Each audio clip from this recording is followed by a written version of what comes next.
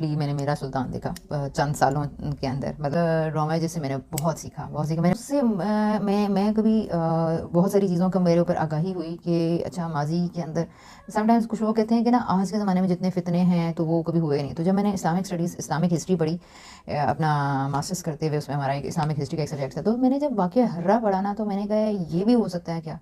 ہو چکا تھا. اور پھر یہ جو 40 90 سے آخر کے جتنی اس وقت کے جتنے واقعات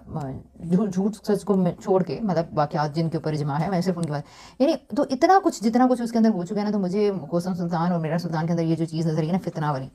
کہ یار اچھا اس طرح سے کتنا کچھ کیسے ہوا اس زمانے میں. کیونکہ لوگ کہتے ہیں کہ ہم صرف یہ کہتے ہیں کہ فتنے اٹھاتے ہیں، یہ کرتے ہیں، سمجھ نہیں پاتے. تو ان دو ڈراموں نے جب یہ سینس دیا تو مجھے اتنی تو سمجھ میں آ گیا کہ اچھا ہماری سیاست کے اندر بھی وہ میگا لیول کے اور اس طرح کے ایشوز نہ صحیح، لیکن ہمارے سیاستدانوں کو ایک ملک کی لیول پہ صحیح، لیکن کتنے گمبھیر اور کتنے ہی زیادہ